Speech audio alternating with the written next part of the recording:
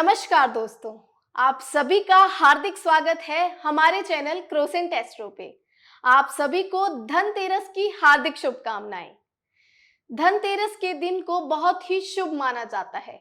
इस दिन सभी लोग अपने घर के लिए नई नई वस्तुएं खरीदते हैं।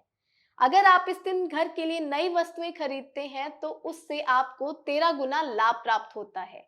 इस दिन सभी लोग अपने घर में माँ लक्ष्मी जी की पूजा करते हैं और उनके साथ साथ भगवान कुबेर जी की भी पूजा करते हैं। आज हम चर्चा करेंगे कि धनतेरस का क्या महत्व है, धनतेरस के दिवस को क्यों मनाया जाता है। इस विषय पे चर्चा करने के लिए आज हमारे साथ मौजूद हैं डॉक्टर राजवीर शास्त्री जी। शास्त्री जी, स्वागत है आपका। धन्यवाद। शास्त्री जी, धनतेरस का त्योहार कब और क्यों मनाया जाता है? धनतेरस का फेस्टिवल हमारे देश में दीपावली के एक दिन पहले आयोजित किया जाता है। अमावस्या तिथि से पूर्व चतुर्दशी तिथि के दिन हम धनतेरस के त्योहार का आयोजन करते हैं। इस पर्व को छोटी दीपावली के नाम से भी भारतवर्ष में संबोधित किया जाता है। और दीपावली भारतवर्ष का न होकर केवल विश्व का ऐसा पर्व है जिसमें घर से दूर दूर रहने वाले लोग भी अपने घर की तरफ आगमन करते हैं। मूल रूप से इस त्योहार की संबंध की यदि बात की जाए तो श्री राम से संबंध ये त्योहार रखता है, क्योंकि 14 वर्ष के वनवास की अवधि को व्यतीत करने के बाद दशरथ पुत्र मर्यादा पुरुषोत्तम श्री रामचंद्र जी रावण पर विजय प्राप्त कर कर अपने घर की तरफ आगमन करते तथा अयोध्या नगरी में आते हैं। इसलिए इस त्योहार का आयोजन किया जाता है। और जहां तक हम धनतेरस के महत्व की बात करते हैं, इसी दिन चतुर्दशी तिथि को दीपावली से एक दिन पूर्व ही इसे धनतेरस के नाम से संबोधित किया जाता है। इसे हम छोटी दिवाली के रूप में भी हम इसे मनाते हैं। इस दिन विशेषकर जो बात हमें धन से संबंधित रखती है वो माता लक्ष्मी, गणपति व कुबेर भगवान की पूजा से हमें जोड़ती है। धनतेरस का अभिप्राय जो व्यक्ति अपने घरों में निर्धनता से समय व्यतीत करते हैं या पूरे वर्ष तक पुरुषार्थ करने के बाद, स्ट्रगल करने के बाद, परिश्रम करने के बाद, मेहनत करने के बाद भी आपको फल की प्राप्ति नहीं होती, तो उसकी अर्चना का जो माध्यम है, उसके निवारण का जो दिन बनाया गया है, वो धनतेरस का दिन सनातन धर्म में ज्योतिष के अनुसार बताया गया है। इस दिन जो अपने घर की सफाई करता है, घर से कूड़ा आदि दूर करता है, नई नई वस्तुओं की स्थापना करता है, उसके घर में धन का प्रवेश होता है। हम प्रतिमाएं बोलते हैं, चित्र बोलते हैं, जो बाजारों में अक्सर आपको दिखाई पड़ेंगे। हमें लक्ष्मी माता की, गणपति भगवान की, कुबेर जी की वही तस्वीर बाजार से खरीदनी चाहिए जिसमें लक्ष्मी माता विराजमान हो। ऐसी भी प्रतिमाएं हमें मिलती हैं जहां पर लक्ष्मी माता खड़ी है और अपने हाथ से सोने की मुद्राओं का कलश लेकर धन की वर्षा करती है। विशेषकर ये ध्यान रखें, पूजन के लिए हमें वही प्रतिमा, वही मूर्ति चाहिए जिसमें लक्ष्मी माता विराजित हो, और ये हमें धनतेरस के दिन ही इन वस्तुओं को खरीद लेना चाहिए।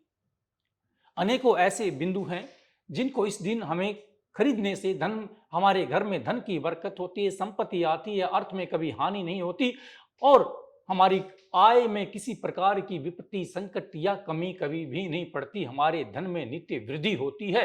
कब? जो व्यक्ति धनतेरस के दिन लक्ष्मी माता की प्रतिमा को खरीदते हैं और अपने घर के मंदिर में उसे स्थापित करते हैं। माँ की प्रतिमा अपने घर के मंदिर में स्थापित कर इस प्रकार की आराधना करते हैं, जब जब मेरे घर में, मेरे परिवार में, मेरे बच्चों के ऊपर धन की आवश्यकता पड़े तो माता आप धनतेरस के रूप में मेरे घर में विराजित होना और किसी प्रकार की पैसे की धन में मेरे घर में न आए।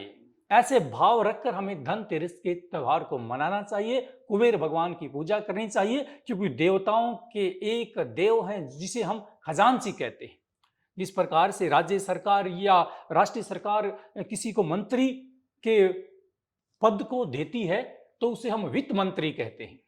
इसे वित्त मंत्री का पद मिला, अर्थात देश के धन की आय का जितना भी डाटा होगा, जितना भी शब्दाकोश होगा, वो उसी की ही देख रेख में चलेगा। इसी भांति धन से, मुद्राओं से, सोने से संबंधित हीरे आदि का जितना भी लेन देन है वो देवताओं के कुबेर देव हैं, जो कि भगवान शंकर के द्वारपाल भी है और कैलाश नगरी में वो निवास करते हैं। इनकी अर्चना भी हमें इस दिन करनी चाहिए। शास्त्री जी, इस दिन हमें माँ लक्ष्मी और भगवान कुबेर जी को कौन सा भोग लगाना चाहिए और हमें अपने घर में कितने दीपक जलाने चाहिए?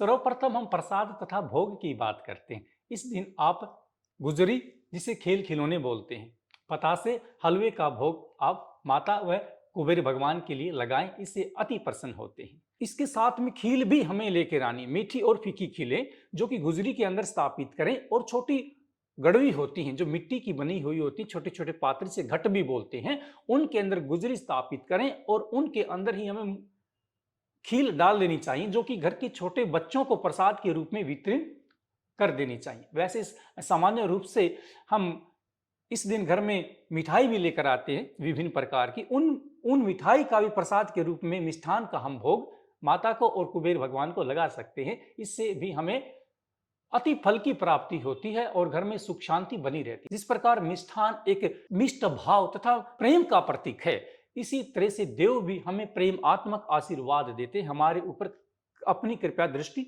बनाए रखते हैं, क्योंकि जीवन का ये एक सार है। जहां भी मिठास होती है वहीं व्यक्ति आगे बढ़ते हैं। यदि मिठास हमारी वाणी में आ जाए तो लोग हमसे प्रभावित होते हैं।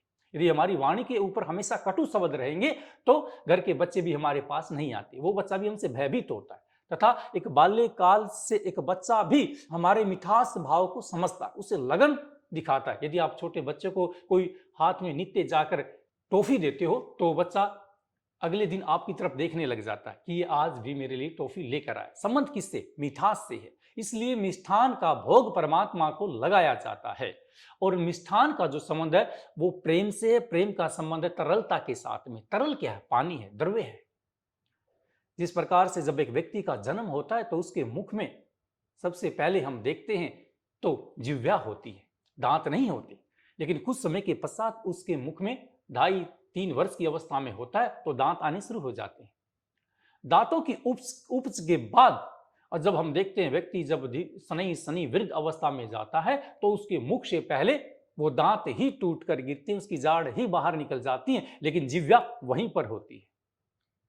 ये क्या कारण है?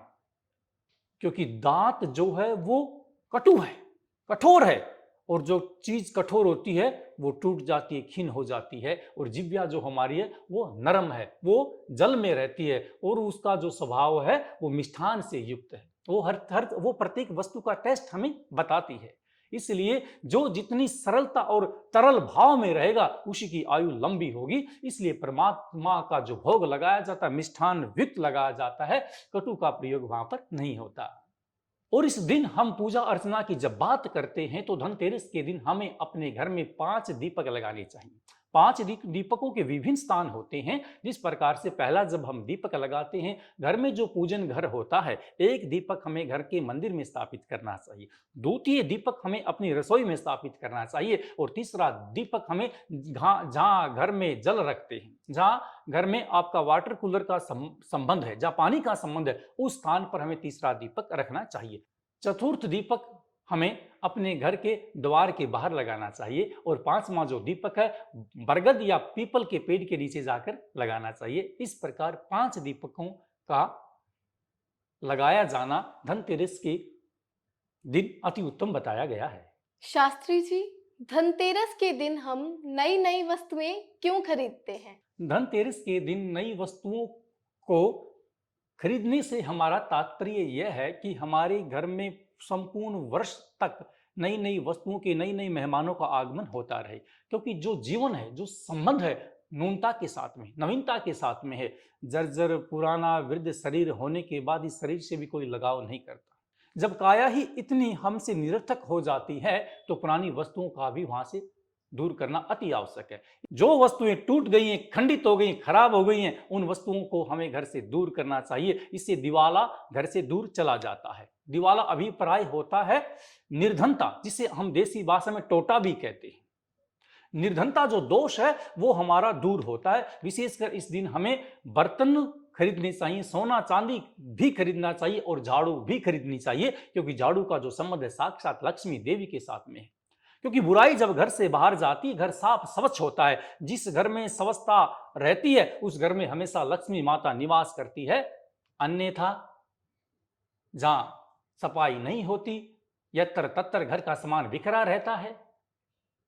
स्त्रियां अपने वस्त्रों की अच्छी प्रकार से तय कर नहीं रखती हैं। खाने पीने की वस्तुओं को साफ नहीं किया जाता है। रात को भोजन कर आपकी झूठी प्लेट रसोई में पड़ी है।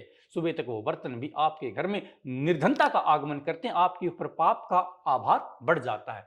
इसलिए घर में, विशेषकर भोजनालय में और पूर्ण घर की हमें साफ सफाई रखनी चाहिए। प्रत्येक वस्तु अपने स्थान पर होनी चाहिए। वास्तु शास्त्र का भी यही संदेश है। वे उसी घर में धन आता है, धन की बरकत होती है, जहां प्रत्येक वस्तु सुस्थान पर सुसज्जित हो। इससे अभिप्राय हमारे मनोविज्ञान से भी है।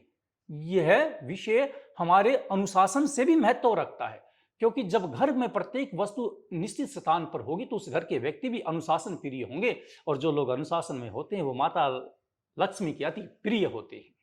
इसलिए हमें इन वस्तुओं का विशेषकर घर में खरीद कर रखनी चाहिए। यदि पहले भी झाड़ू हो फिर भी हमें झाड़ू को खरीदना चाहिए, और जिस दिन हम झाड़ू को खरीद कर लाते हैं उस दिन झाड़ू की लक्ष्मी मानकर हमें उसकी पूजा करनी चाहिए। आने वाले दिनों में हम उसको घर में साफ सफाई के लिए उसे यूज करना चाहिए। शास्त्री जी, ये तो बात हो गई कि हमें इस दिन कौन सी वस्तुएं खरीदनी चाहिए। इस दिन हमें कौन सी वस्तुएं नहीं खरीदनी चाहिए? इस दिन हमें लोहे की वस्तुएं नहीं खरीदनी चाहिए। स्टील की, धातु से निर्मित वस्तुओं को भी हमें नहीं खरीदना चाहिए, क्योंकि ये भी दिवाला तथा टोटे की निशानी माना जाता है। इनसे भी घर में बरकत नहीं होती। ये दीपावली त्योहार पर इनका निषेध रहता है। इन वस्तुओं को हमें नहीं खरीदना चाहिए। शास्त्री जी, जैसे कि आपने पहले हमें बताया था कि इस दिन हमें घर के लिए नए नए बर्तन खरीदने चाहिए। ज्यादातर सभी लोग अपने घर में स्टील के बर्तनों का उपयोग करते हैं, तो हमें इस समय अपने घर के लिए कौन सी धातु के बर्तन खरीदने चाहिए? इस दिन हमें चांदी से निर्मित बर्तनों को हमें खरीदारी करनी चाहिए। प्लास्टिक की बनी कोई भी वस्तु हमें इस दिन नहीं लेनी चाहिए। प्लास्टिक का भी निषेध बताया गया है। चांदी से अभिप्राय है देव पूजा। लक्ष्मी माता की जिस दिन पूजा की जाती है, अर्चना की जाती है, उस चांदी की थाली में ही हमें माता की पूजा अर्चना करनी चाहिए। माता लक्ष्मी, भगवान गणपति व भगवान कुबेर जी की चांदी की मूर्तियां सुनार की दुकान से लेकर हमें अपने घर में स्थापित करनी चाहिए। उनकी पूजा अर्चना करनी चाहिए। इससे हमारे घर में सोना चांदी की पूरे वर्ष तक वर्षा होती है। ऐसी मान्यता भारतीय सनातन धर्म की पद्धति हमारे पुराण शास्त्रों में बताई गई है।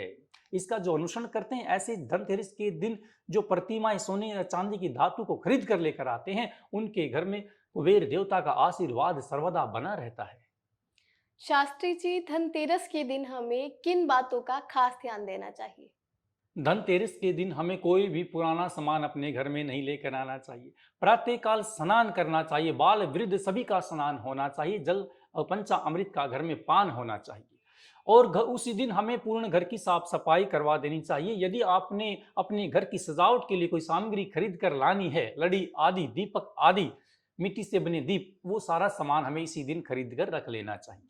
इस दिन मिथ्या भाषण नहीं करना चाहिए, किसी की चुगली नहीं करनी चाहिए। अपने शब्दों के ऊपर सर्वदा मां सरस्वती का वास करते हुए हमें सत्यवाणी का ही प्रयोग करना चाहिए। यदि कोई व्यक्ति अनचाहा या कोई भिक्षुक बनकर हमारे घर के बाहर भी आ जाता है तो हमें उससे घृणा नहीं करनी चाहिए। यथाशक्ति अपने सामर्थ्य के अनुसार कुछ दान उसे भी दे देना चाहिए, या अन्न का दान हो। यदि इस दिन आपको उल्लू दिखाई देता है तो आपको 21 रोटी गौ माता को इस दिन अवश्य खिलानी चाहिए। आपको अति पुण्य की प्राप्ति होगी, क्योंकि उल्लू जो सवारी है, जो वाहन है, जो गाड़ी है, वो किसकी है? वो माता लक्ष्मी का वाहन उल्लू है।